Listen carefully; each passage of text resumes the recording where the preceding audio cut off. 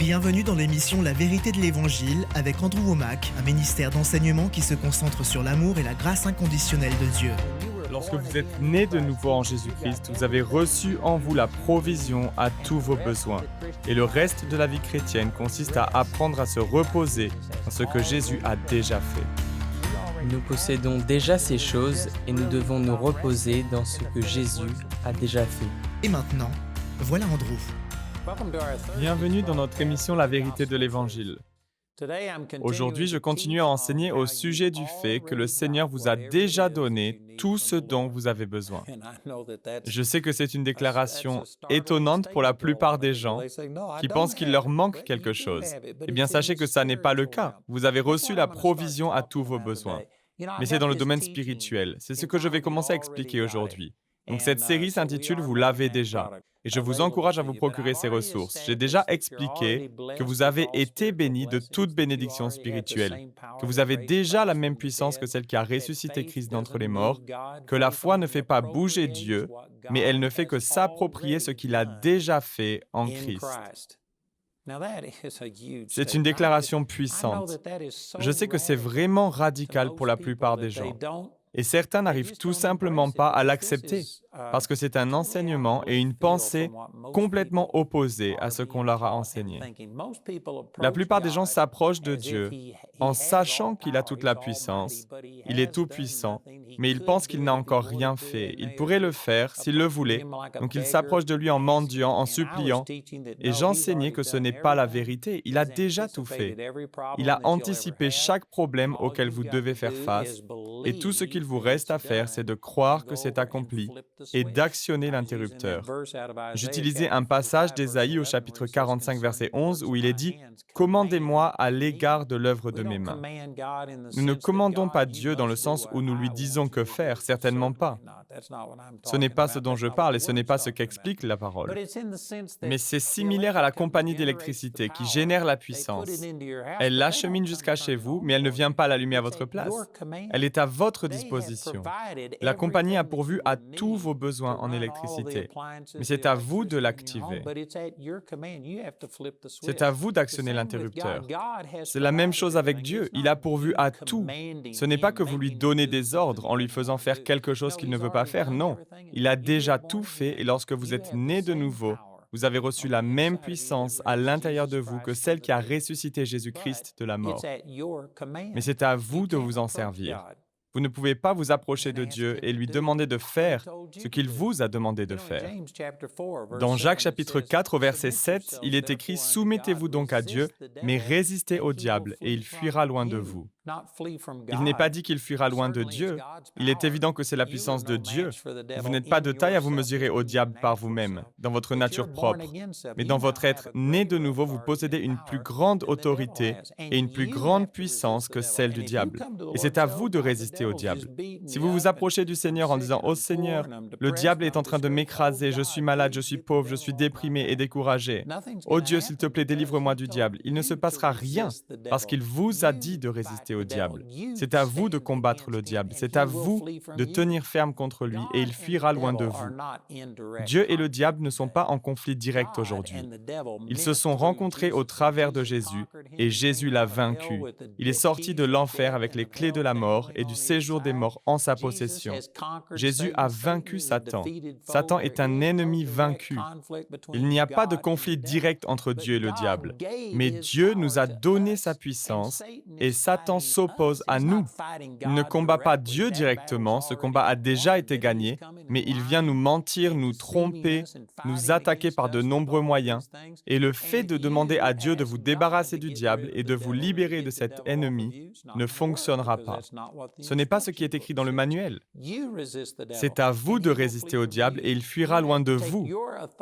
Vous devez prendre votre autorité, vous adresser directement au diable et commander à ce que vous voulez voir de se manifester.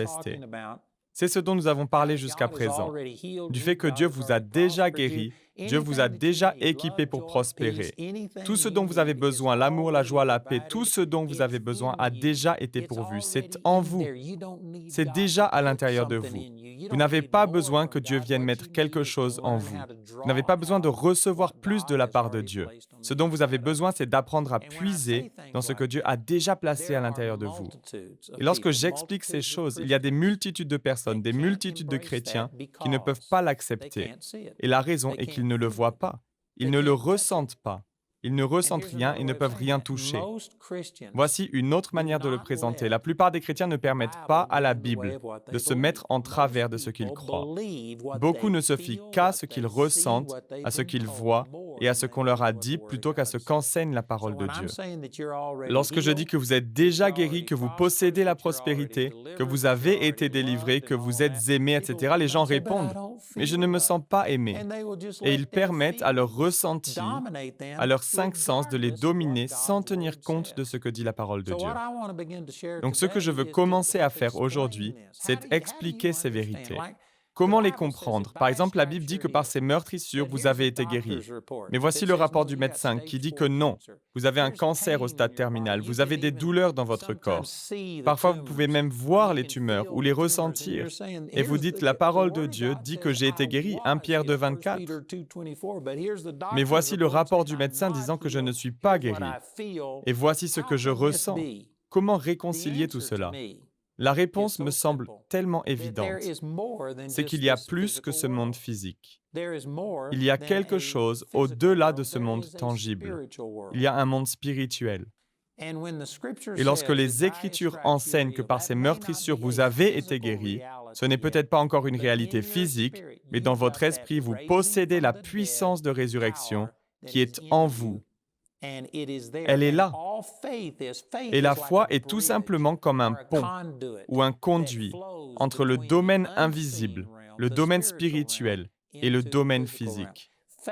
La foi vous donne littéralement accès au domaine invisible, où les choses ne peuvent pas être testées dans une éprouvette ou de manière naturelle. Et par la foi, vous pouvez vous saisir de cette guérison qui existe. Ce n'est pas du domaine de l'illusion, c'est réel, mais ce n'est pas encore manifesté dans la réalité physique. C'est une réalité spirituelle et vous pouvez l'amener à la réalité dans le monde physique. Et lorsque j'explique ces choses, il y a des gens qui réagissent immédiatement en disant « Vous parlez de choses qui ne sont pas réelles ». Ils croient que la seule réalité est celle qu'ils peuvent voir, goûter, entendre, sentir et ressentir, leurs cinq sens. Et s'ils ne peuvent pas le prouver par la vue, le goût, l'ouïe ou le toucher, s'ils ne peuvent pas faire cela, alors ce n'est pas réel, c'est juste une illusion. Eh bien, ce n'est pas vrai. Par exemple, vous êtes nombreux à regarder cette émission télévisée par transmission satellite. Vous ne voyez pas ces ondes. Vous ne voyez pas les ondes radio. Il vous est impossible de voir ce genre de choses. Cependant, elles existent. Le fait que vous ne puissiez pas le percevoir avec votre cerveau de la taille d'un petit pois ne veut pas dire que ça n'existe pas, et je ne dis pas cela pour rabaisser ou juger, mais pour établir un contraste avec la grandeur infinie de Dieu. C'est vraiment merveilleux. La création ne cesse de m'émerveiller. Le fait que Dieu ait établi les ondes radio, les fréquences radio, il a rendu toutes ces choses possibles. Il a pensé à tout. Les gens pensent que c'est nous qui avons créé la radio, la télévision, les micro-ondes et toutes ces choses. Non, Dieu a tout anticipé, tout vient de lui. Aucune de ces choses ne fonctionnerait s'il n'avait pas créé les lois qui les gouvernent.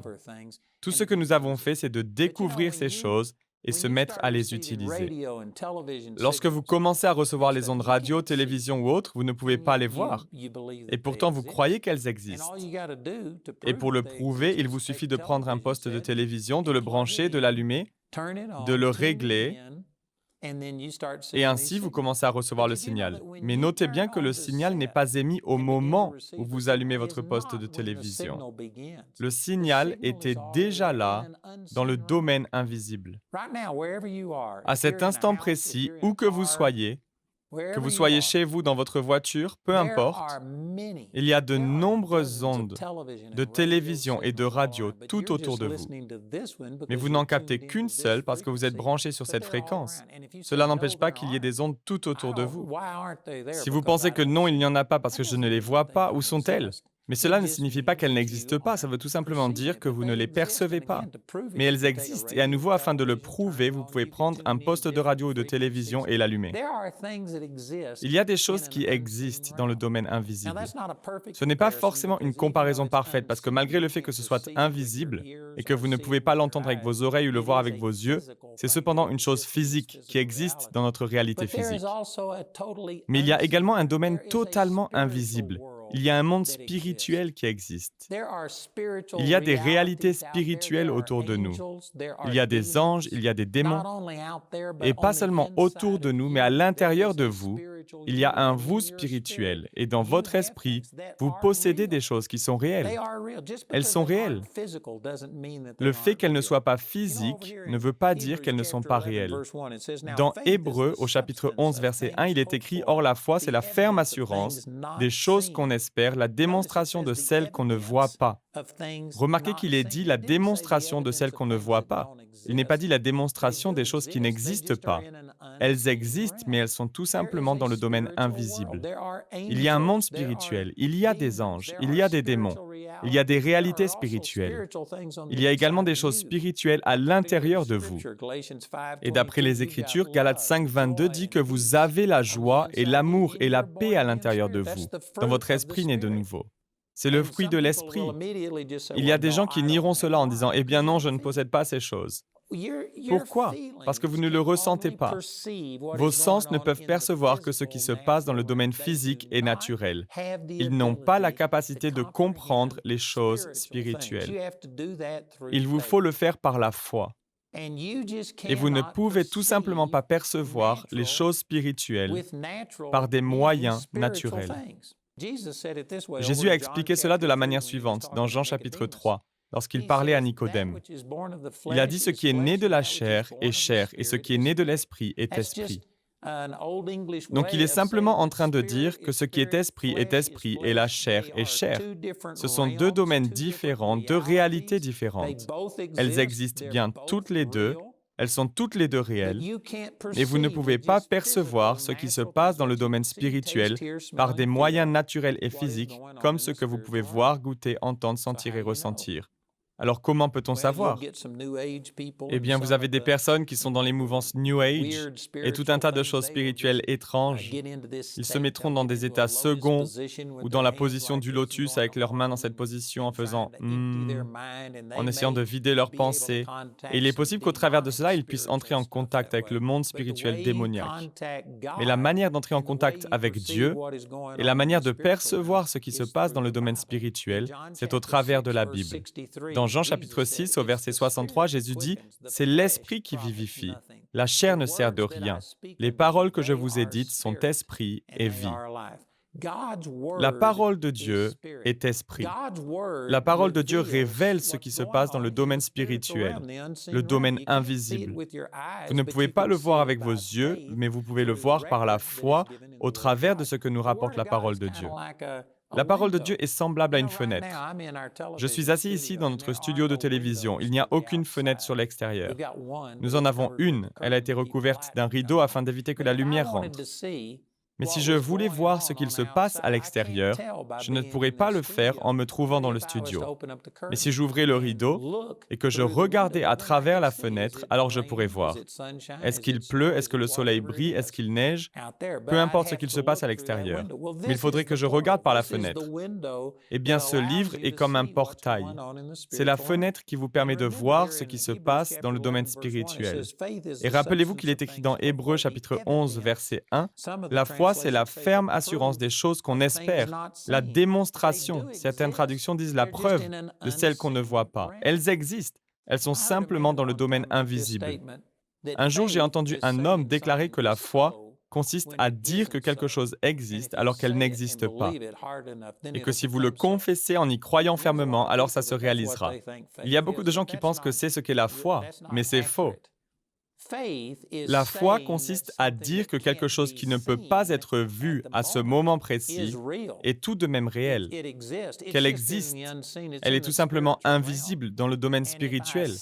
Et si je dis cela, que je le crois et que j'agis en fonction de cette vérité, alors ce qui est vrai dans l'esprit se manifestera dans le domaine physique. Si l'on parle de croire pour la guérison, je peux être assis là et dire que par les meurtrissures de Jésus, j'ai été guéri, mais les gens qui croient qu'il n'y a pas de réalité au-delà de ce qu'ils peuvent voir, goûter, entendre, sentir et ressentir, ne croient pas au monde spirituel. Ils croient que nous appartenons uniquement au monde physique, que nous ne sommes rien d'autre qu'un animal qui a évolué, que nous avons un corps physique et une partie mentale et émotionnelle, mais ils ne comprennent pas que nous sommes essentiellement un être spirituel.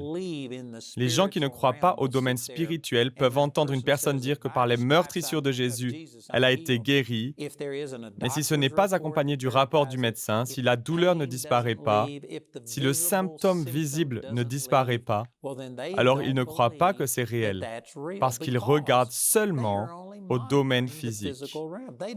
Ils ne comprennent pas qu'il y a un monde spirituel et qu'il y a un vous spirituel. Et lorsque je dis que je suis guéri dans le nom de Jésus, c'est une vérité absolue. D'après Éphésiens chapitre 1, verset 19, « J'ai dans mon esprit la même puissance que celle qui a ressuscité Jésus-Christ d'entre les morts, à l'intérieur de moi. » Ce n'est pas quelque chose d'imaginaire. Je ne suis pas en train de me persuader de quelque chose qui n'est pas vrai. Non, je dis la vérité. Je parle de la réalité, mais c'est spirituel. Et je dois le confesser et agir en fonction, en accord avec ce qui est écrit dans Marc chapitre 11, verset 23, et dans d'autres passages encore, je ne dois pas douter dans mon cœur. Si je reste dans la foi, ce qui est vrai dans mon esprit deviendra vrai dans le monde physique. Mais il peut y avoir un laps de temps entre les deux. Je vais aborder ces choses en plus de détails. Je ne peux pas tout dire en un seul épisode, mais je vais continuer à parler de ce sujet et utiliser des exemples de situations où il a fallu un laps de temps avant de voir la manifestation dans le domaine physique de ce que Dieu avait accompli dans le domaine spirituel. Selon moi, c'est la clé qui permet de comprendre ce que j'enseigne. Lorsque je dis que vous l'avez déjà, que Dieu a déjà pourvu à vos besoins, que vous êtes déjà guéris, que vous êtes déjà bénis, toutes ces choses, la plupart des gens ne regardent qu'au domaine physique et cherchent seulement dans le domaine naturel et tangible. Et s'ils ne peuvent pas voir les résultats de ce que je suis en train de dire, alors ils en concluent que ce n'est pas vrai.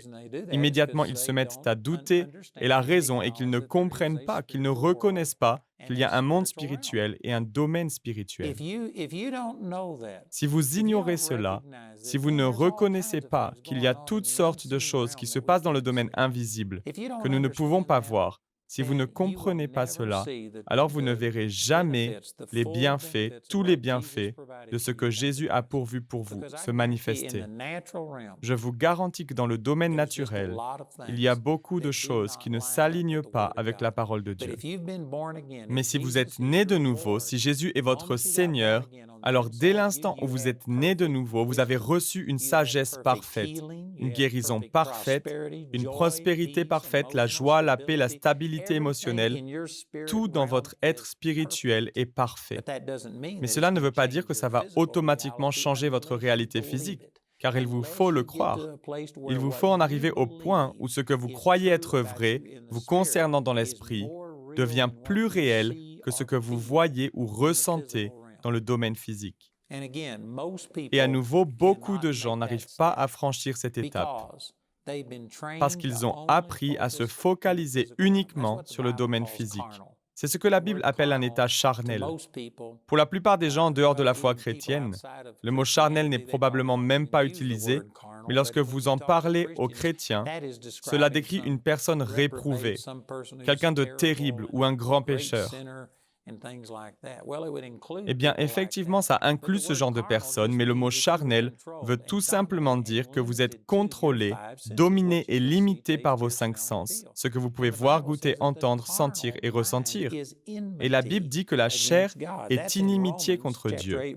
Et il est écrit au verset 5, Romains chapitre 8, verset 5, que ceux en effet qui vivent selon la chair s'affectionnent aux choses de la chair, tandis que ceux qui vivent selon l'esprit s'affectionnent aux choses de l'esprit et l'affection de la chair, c'est la mort. Il n'est pas dit que ça tend vers la mort, c'est la mort de s'affectionner aux choses de la chair. Mais qu'est-ce que cela signifie? Il n'est pas seulement fait référence aux plus grands pécheurs, mais il s'agit aussi des gens qui sont contrôlés, ou on pourrait aussi dire limités par ce qu'ils peuvent voir, goûter, entendre, sentir et ressentir. Ils ne peuvent pas croire et agir selon une réalité au-delà de ce que leur disent leurs 5 sens. Et il est écrit, l'affection de la chair, c'est la mort, tandis que l'affection de l'esprit, c'est la vie et la paix. Alors que veut dire l'affection de l'esprit? À nouveau, regardons Jean 6, 63, les paroles que je vous dis sont esprit et vie. C'est le fait d'être contrôlé par ce que vous croyez, ce qu'enseigne la parole de Dieu, plutôt que d'être contrôlé par ce que vous ressentez. Voilà ce qu'est l'affection de l'esprit, et cela produit la vie et la paix, car l'affection de la chair est inimitié contre Dieu, parce qu'elle ne se soumet pas à la loi de Dieu et qu'elle ne le peut même pas. Or, ceux qui vivent selon la chair, on pourrait aussi dire ceux qui sont charnels, ne sauraient plaire à Dieu. Nous devons comprendre et nous rendre compte qu'il y a une réalité au-delà de celle perçue par nos 5 sens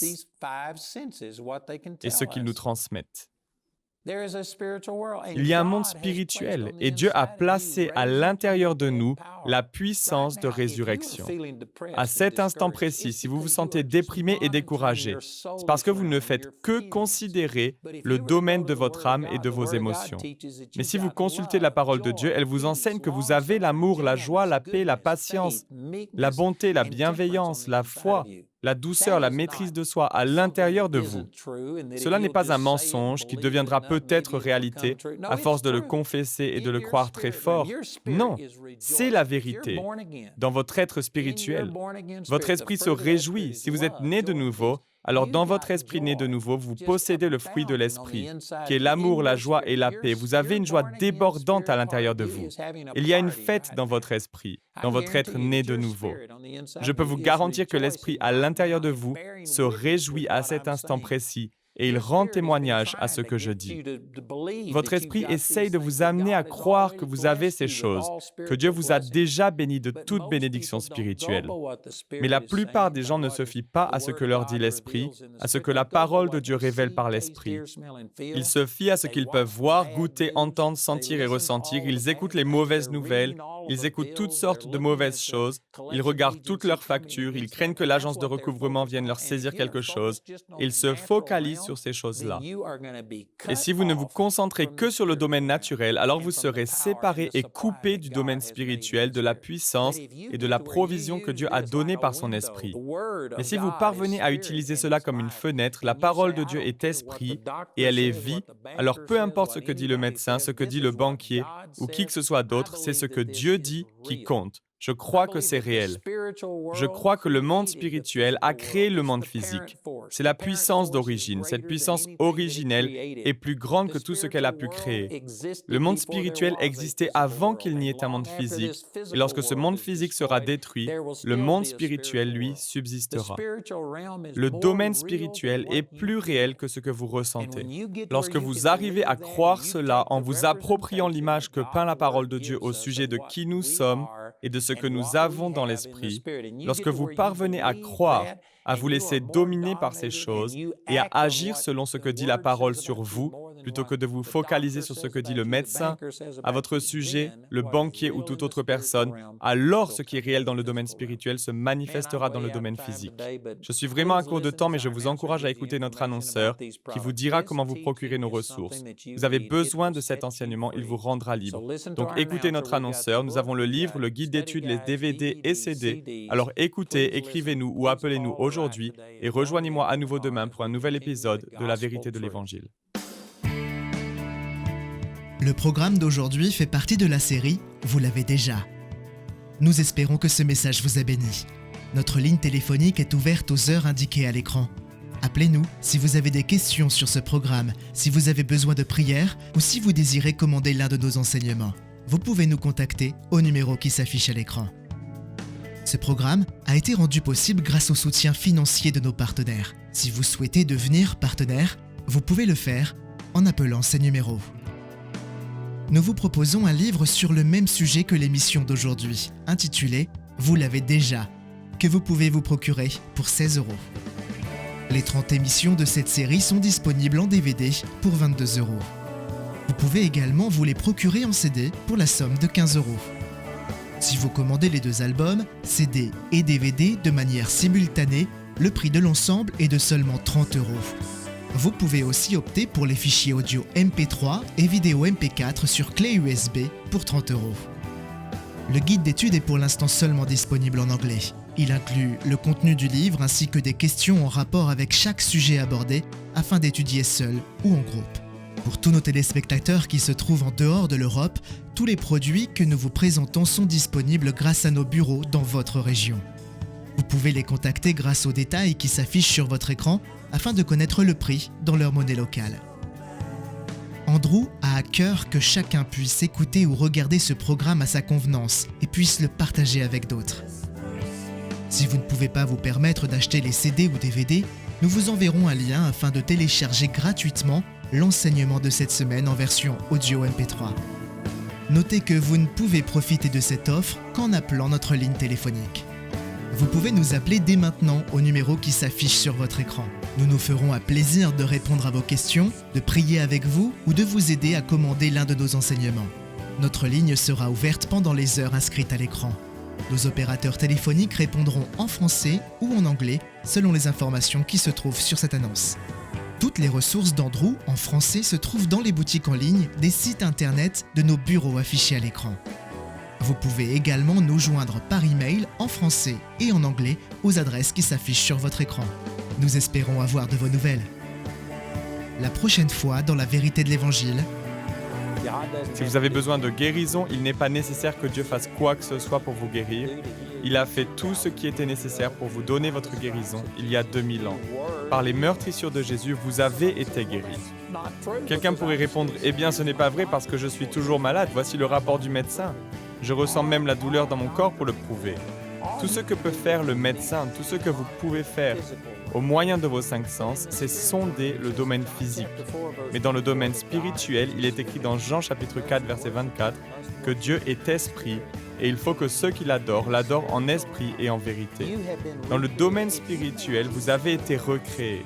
Si vous avez fait de Jésus votre Seigneur, et je sais qu'il y a probablement certaines personnes qui regardent cette émission qui n'ont jamais réellement donné leur vie au Seigneur, alors vous n'avez pas la vie de Dieu à l'intérieur de vous. Mais si vous êtes né de nouveau, qui est le terme utilisé par la Bible, alors vous avez la même puissance à l'intérieur de vous que celle qui a ressuscité Jésus-Christ d'entre les morts. Elle n'est pas quelque part à l'extérieur, elle est à l'intérieur de vous. Vous avez la puissance de résurrection et vous n'avez pas besoin que Dieu vous guérisse. Il a déjà placé la puissance de résurrection à l'intérieur de vous. Tout ce qu'il vous reste à faire, c'est d'appuyer sur l'interrupteur et d'activer cette puissance. C'est ce que la Bible appelle la foi. Hébreux chapitre 11, verset 1 dit « Or la foi, c'est la ferme assurance des choses qu'on espère, la démonstration de celles qu'on ne voit pas. » La foi ne consiste pas à croire en des choses qui n'existent pas. La foi est le fait de croire en des choses qui existent. Seulement, elles n'existent pas dans ce monde physique. Il y a un monde spirituel, il y a un domaine spirituel, une réalité spirituelle. Et à nouveau, pour ceux d'entre vous qui sont nés de nouveau, à votre nouvelle naissance, Dieu a placé Jésus à l'intérieur de vous.